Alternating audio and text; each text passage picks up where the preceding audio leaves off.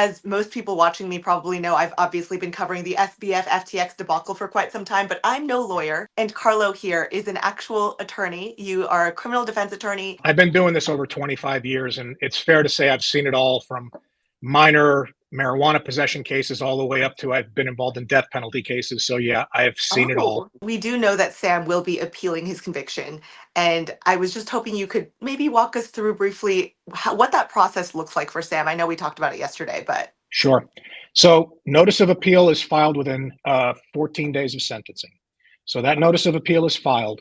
Now, what's happening behind the scenes is that the attorney who is handling the appeal is requesting transcripts of every single thing that happened in the trial, all the way back to his initial extradition proceedings, all the way through the pretrial proceedings, and every motion that was filed and every hearing that was had, and then the trial, which is a massive undertaking for the court reporter to get all that edited, cleaned up, and in transcript form, all the way up through the last stage of the case, which was the sentencing.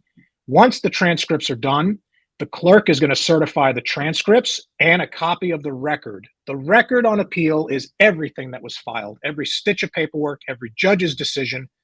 All of that is going to get sent to both sides. They're then going to have to review it all. It's going to take a long time to do that. So they're going to be asking for extensions because of the fact it was a really complex case. Once they have it all reviewed, the defense team is going to file their initial appellate brief. They're going to have to narrow down in their brief because there are page limitations and word limitations that you can get extended under certain circumstances, and this one might, but they're going to have to reduce it to the strongest arguments they can come up with. What are the strongest arguments? The ones that would get him either a new trial or a new sentencing. After they file that initial brief, then the prosecution has their chance to respond. They'll file their reply brief, their response brief. Once that's all done, then the Court of Appeals is going to review all the briefs, going to look at the record, and then they're going to decide, are we ready to write a formal opinion, either thumbs up or thumbs down on this thing, or do we want to hear from the lawyers? They can invite the lawyers down to the Circuit Court of Appeals for in-person oral argument where they can pepper them with questions and they can hear opening statements from them. It's probably going to happen in a case like this because it was so novel. It's a high-profile case. If that doesn't happen, then the court's going to issue a lengthy opinion, either affirming both the judgment, conviction, and sentence, or reversing one of those things. If he gets a reversal, then he gets another bite at the apple, and he can potentially come back for a new trial. Wow. I mean, I assume that Yeah. it's very unlikely that he'll get a reversal. It is a very high bar. I've done a lot of federal appeals, and the success rate is pretty slim because what you're essentially asking those judges on the appellate court to do is to scrutinize the decisions that Judge Kaplan made and to find error in those decisions to the extent that they should merit reversal and a new trial. The judges in that situation will essentially look for any reason under the law to uphold the conviction unless there is clear and convincing proof that he deserves a new trial. So it can happen. It does happen. Not saying it's not impossible, but it's a very high bar. So I think between the extensions that they're going to need to get all these records reviewed, the time they're going to need to write the brief, the time the government's going to need to respond to the brief, and then once all the briefs are filed, things go quiet, and the appeal court, in due course, their law clerks will pore over everything and then prepare it for the judges, and then the judges will look at it and start drafting their opinion. They'll confer between each other to see which ones are in agreement or which ones might dissent with the opinion, and then they'll finally issue that opinion. I don't see that happening anything short of a year at least. Quick pause, but I know a lot of you who follow me are FTX creditors patiently waiting for your payouts. At this point, it seems that FTX creditors will likely be made dollar whole, but we still don't know when exactly you'll see any money back. Well, that's where ftxcreditor.com could come in very handy for those of you who have been patiently awaiting your payouts but want access to immediate liquidity. FTX Creditor will buy your FTX bankruptcy claim and pay you immediately in USDC. FTX creditor has actually bought more FTX claims than all of the other claims buyers combined. Unlike some other claims buyers, FTX creditor even buys small claims as low as $1,800 all the way up to claims as big as $10 million.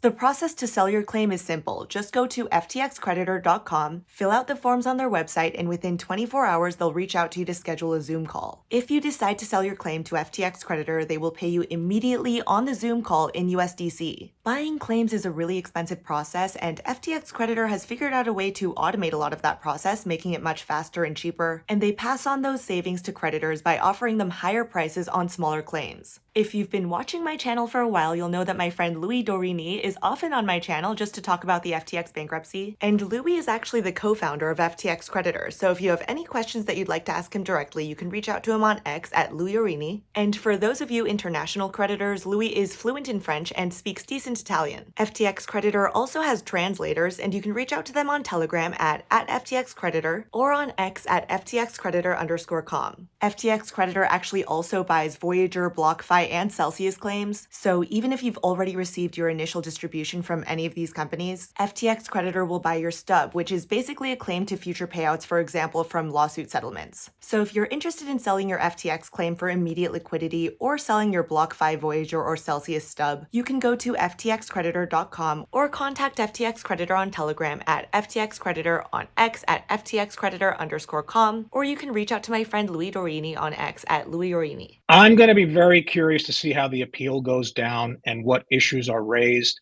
Also, because I know how the quote unquote sausage is made, I know that even after the appeal is over, he will get another bite at the apple because he will have the opportunity at that stage to then go for post-conviction relief.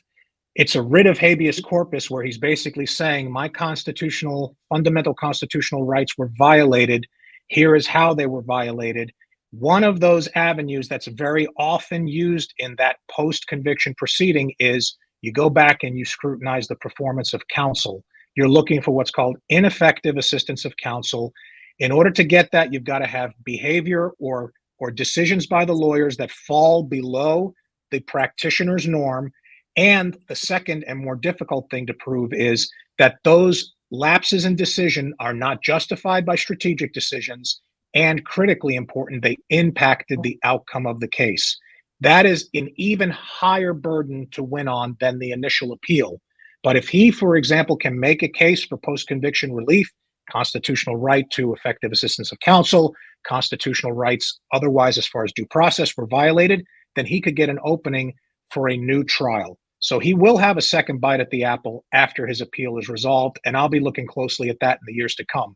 And we're probably talking, I would say, after the appeal is final, he's got to file that writ within 1 year. That's got to get litigated. So you're probably looking at a 5-year timeline. Wow. Oh God, this is going to Potentially. drag on for a long time. Yeah. Yeah, I potentially. might have you back on in those 5 years to talk To be about. continued, right? To be continued. Okay, and also, I mean, CZ's sentence is coming up, and obviously CZ was sort of the person who made all of the cards collapse in FTX. So I was just, I don't know how closely you follow it, but I was just curious if you have any estimate of how long you think CZ might go to prison, or if he might not go to prison at all. Yeah, that's an interesting one too. We've all been looking closely at that. The difference between CZ and Sam Bankman-Fried is CZ made the decision very quickly to cooperate. As soon as he understood that an indictment was coming, his lawyers were already in the process of negotiating his surrender, his release on bail. The company keys were handed over to the government. The government has a lot of oversight. He shut down all aspects of Binance US. He is doing everything in his power to try and play ball with the government and cooperate with respect to his own involvement. I don't know about cooperation otherwise. I'm talking about he is taking accountability for his conduct. So he has an open lane here because he did not put the government through a trial, which involves a lot of expense. And also he's making a sizable payment. Those factors may play very well in his favor when it comes to a potential probation sentence. His guidelines are probably going to show prison, just like Sam's did. They probably won't be to the extent of Sam's because it's a different level of fraud. But in the end, if the government makes a compelling case that he has come forward early, paid restitution, shut down the Binance side of the US company, he could come out of this theoretically with a very favorable sentence. Or potentially no prison time, maybe? It's always a possibility because remember, there are no mandatory minimums in the offenses that he was charged with. So the federal judge has very broad discretion and can depart all the way down in those guidelines to a range where he would be facing a split sentence of like house arrest and probation, or even straight probation under the best case scenario. If Sam had cooperated, would he actually have gotten a drastically reduced sentence? Well, it depends on the quality of the cooperation. When he got arrested, everything had imploded.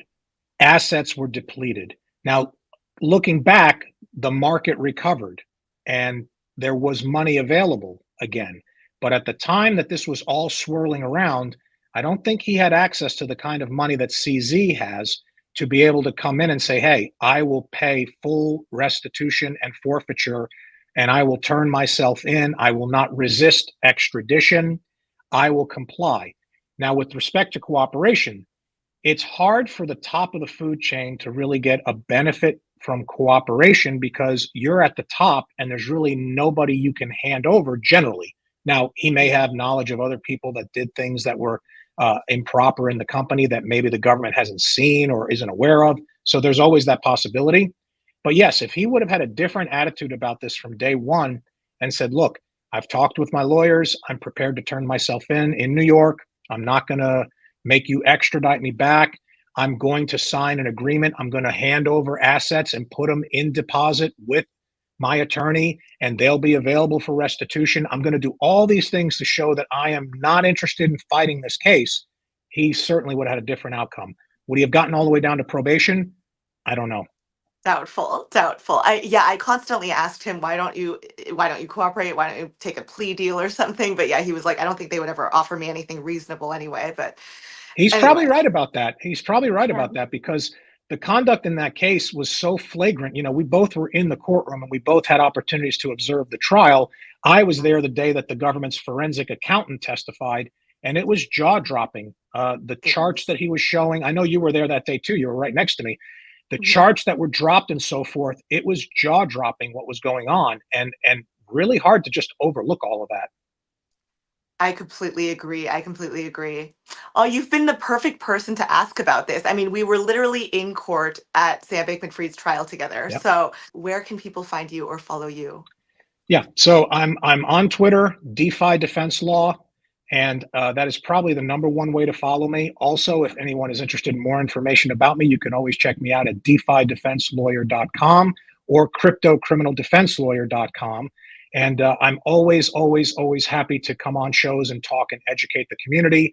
I also have my own show that you were kind enough to join me on, LexLine. Yesterday. That is on the Rug Radio platform, and I do that as a weekly Twitter Space interview. So those podcasts are available as well. You can check them out on either Apple, iTunes, or Spotify at LexLine. Thank Happy you so to. much for coming on, Carlo, and I'll talk to you soon, hopefully. Thank you, Tiffany. Always a pleasure talking with you.